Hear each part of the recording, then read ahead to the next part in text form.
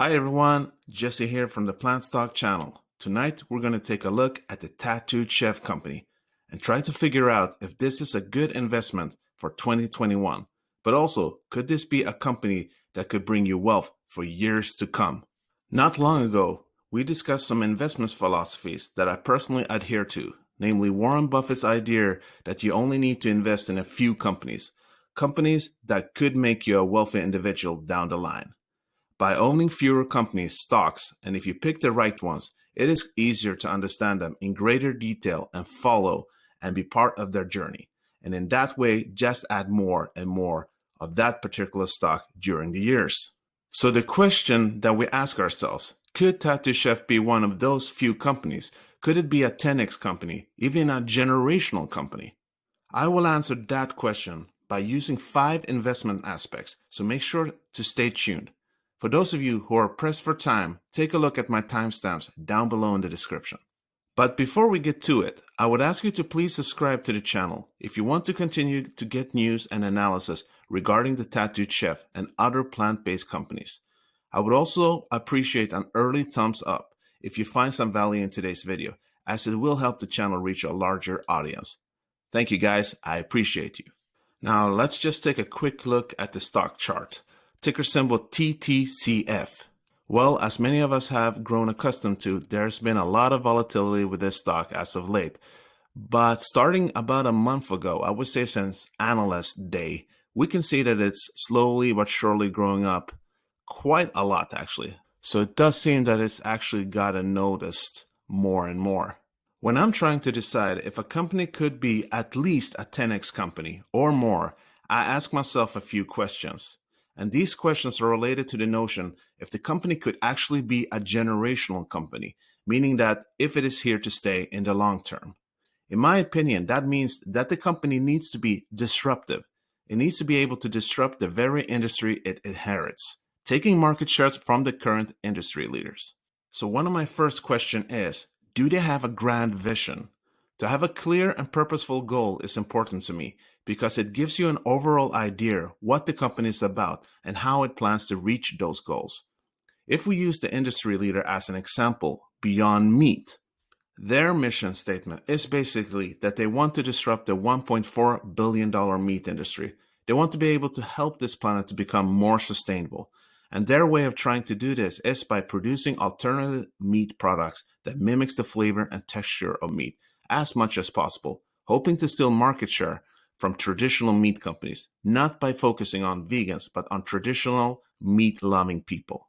Now, as of yet, Tattooed Chef's focus and vision is to offer people who live in a full and busy life an opportunity to get ready-made meals that are healthy without compromising on taste.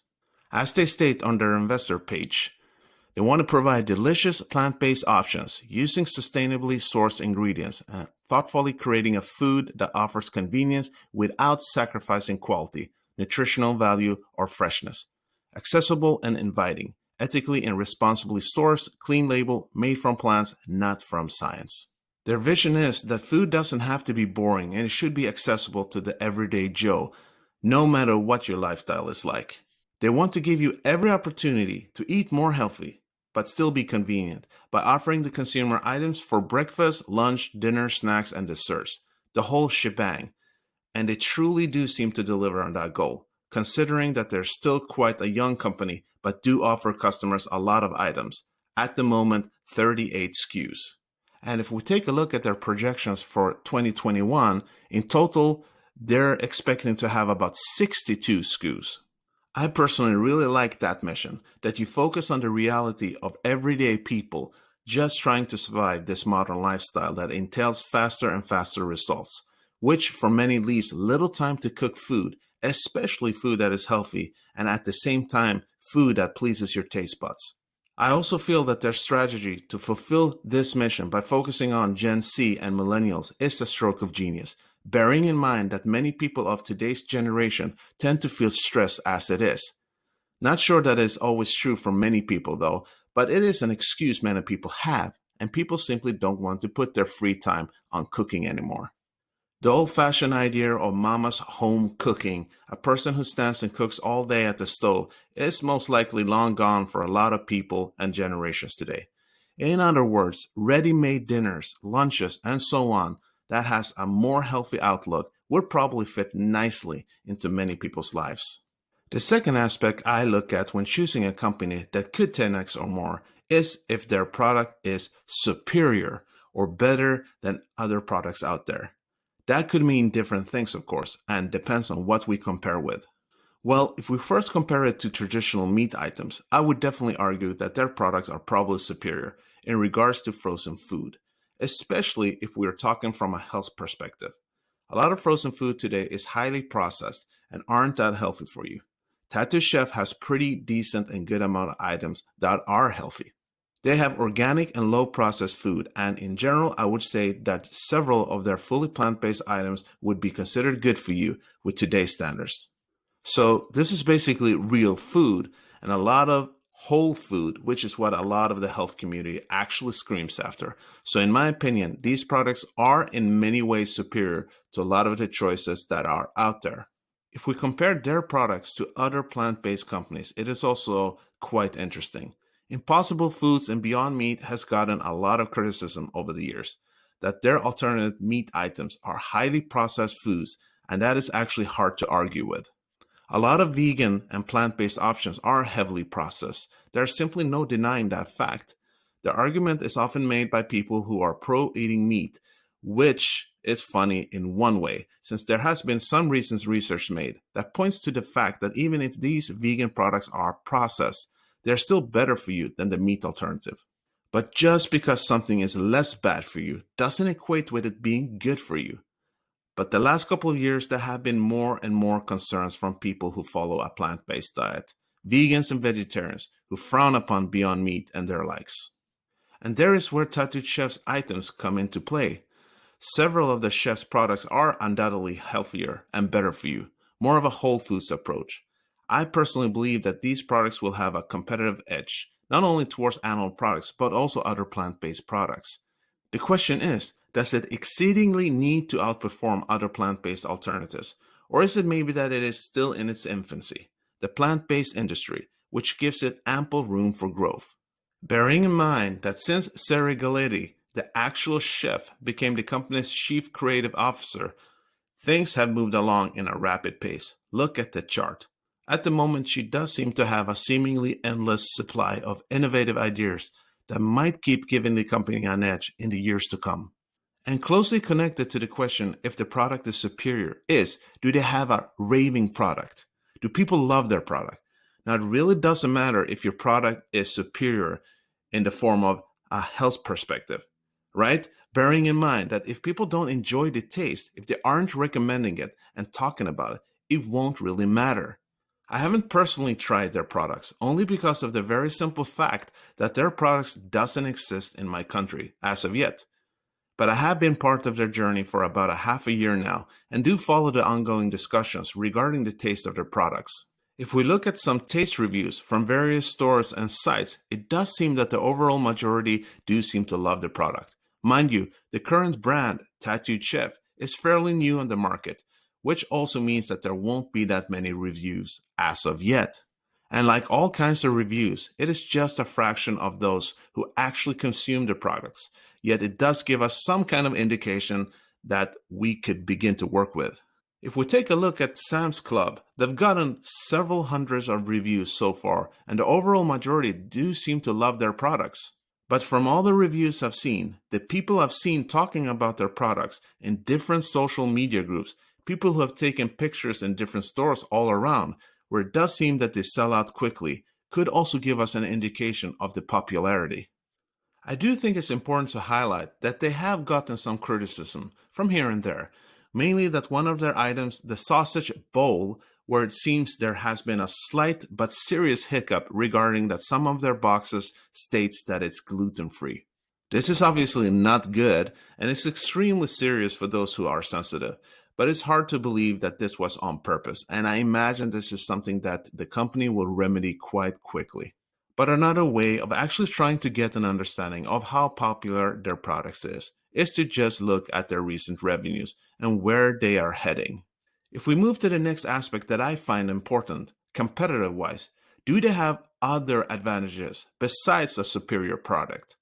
What is the company developing in terms of not only the product and the appeal of the product, but also their manufacturing process, which is really key. Like Elon Musk has stated regarding Tesla, it's not so much the product, it's the machine that makes the machine that's the key thing. Because if you can scale those efficiencies, you can reduce the cost of manufacturing, which in turn leads to that the product will cost less to provide to the customer. And in turn, you can undercut the competition. And obviously, this means that you will have more earnings, you'll sell greater volumes, you'll have productional scale. In other words, you'll have an advantage on your competition. So it's important that the company doesn't stand still, that they are constantly innovating. I would say that this aspect is one of the strongest points with Tattooed Chef. They are vertically integrated in a big way. They innovate the product, they design the product, they plant what they're going to have in the product, they grow it, and then they manufacture it on their own. So the vertical integration, control of ingredients, and prioritization of product, being proactive, ability to grow from innovation to market in as little as 3 months, and manufacturing, distribution, and supply chain, capacity available to meet significant growth opportunities. So having a company with that kind of mindset, that they will have full leverage on what they're producing without having to worry about third parties contributing and developing things for them. In the long run, you want to have a company that executes everything internally as much as possible, or you risk being vulnerable. Owning stocks, being part owner of a company with a vertical integration like this makes me feel very secure about their future and their overall growth potential. And this brings us to my final aspect, which is the CEO and the executive team. As I've spoken about in earlier videos, I don't own stocks, I own companies. I think you need to look at the stocks that you own as what they truly are, that they are your companies. I think a lot of investors tend to forget that owning stocks in a company basically means that you are a part owner of that company. And if you would look at it like that, well, that should probably mean that you want what's best for the company, right? You always want to be on top of things, because if your company isn't doing well, then that will indirectly affect you. With that in mind, you definitely want a strong CEO, because in a sense, that CEO is working for you, right?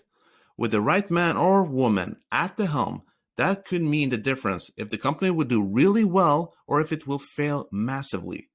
There are a couple of things that I look at when trying to determine if the CEO will benefit my company. Does the CEO have a clear vision of the future, and how will they get there? After listening to conference calls and watching interviews, I feel confident that Sam Galletti will steer the boat in the direction of prosperity. How does he or she divide the capital? Do they focus on their own benefits, higher pays, bonuses, or do they choose to reinvest the money into the company, helping it grow and expand? Do they pay their stock owners, etc.? That is also something that Mr. Galletti has been speaking about, the importance of reinvesting into the company, helping them keep innovating, expanding the company towards new horizons. Just recently, he made a strategic move to increase the company's cash balance by redeeming public warrants, acquiring an impressive cash balance of $200 million so they can invest in their future endeavors. Number 3, are they trustworthy? Are they competent? This could also be related to the capital. How open are they? For instance, on conference calls. How much do they disclose to us investors? Well, Sam Galletti's background is very extensive. It is a generational experience that runs in his veins. His father worked in the frozen seafood industry in the 70s, and with Sam and his brother turned that business into a $500 million a year industry, Southwind Foods, in 1999. This company is a wholesale brand that have connections with 30 different grocery chains. So in my humble opinion, I would say that he is competent. And as of yet, from different interviews and disclosures in the financial news, he does seem to be trustworthy. Another example that could be his revenue estimates for the next 5 years. He has presented a fair growth rate around 25 to 30% in the coming years, which does seem more than reasonable. Yet there are several other people who predict that this is a conservative number, which gives me an impression that Galetti chooses rather to be careful, humble, than flexing his potential. Smart strategy, in my opinion. And that takes us to the fourth here. Does the CEO and the others in the management team own a large stake in the company? It is my experience that the more the CEO and management teams are invested, the better it is in regards to decision making, especially long term. The insider holding is of yet quite large at around 62%, and Mr. Galetti owns 32 million shares out of 72 millions, which is a huge part of the pie. I would say that he is committed and sees the potential of his company. Why sell shares when you know that the company is going to grow that much more? And that very same question is something you as an investor need to ask yourself. So in conclusion, is this stock a 10x stock or more? Well, bearing in mind that they have an interesting vision that to me seems very pragmatic if you consider millennials and Gen Z, two groups that want to focus on their careers and are busy, want a more healthy living but might not have the time or choose not to take the time to prepare healthy and delicious food. In that scenario, Tattooed Chef is perfectly situated.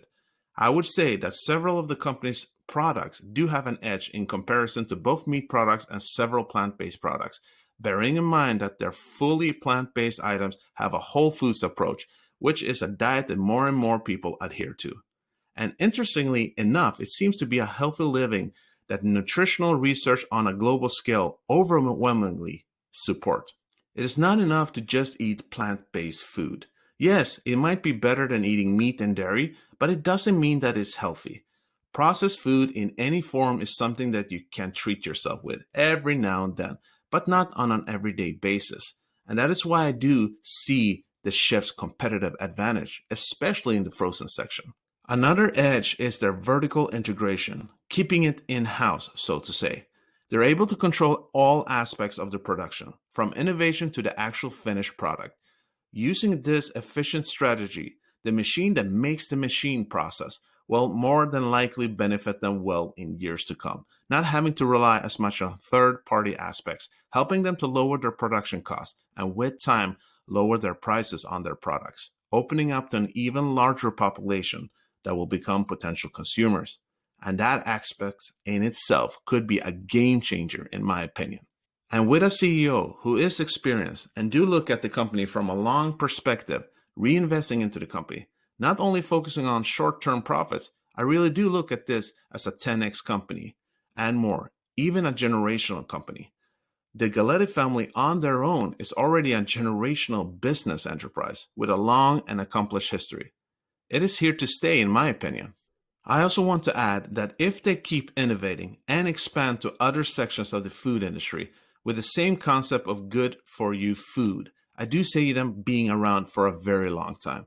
If Sarah Galetti just keeps innovating, and especially if she can manage to create more 100% fully plant-based products, because let's face it, that is where we are headed. I think this company and stock is a golden ticket for us long-term investors. And if the company as a stock starts to slow down in the future after having grown for a long time, I do think there is a possibility that they will start giving out dividends, which is quite common in the food industry. And that should tell you something. Keep investing now when the current price is low. And when this company and stock has flown to the moon long term, you can enjoy a steady and constant flow of income without having to sell any of your position. People, I really hope you got a lot of value from today's video. And if you did, please smash that like button. And if you aren't already subscribed and want to keep getting analysis and news on the Tattooed Chef company or other plant-based companies, make sure to join the family and subscribe. And as always, people, this is not financial advice. These are just my own opinions and thoughts. It's important to always do your own due diligence and invest safe. Peace out.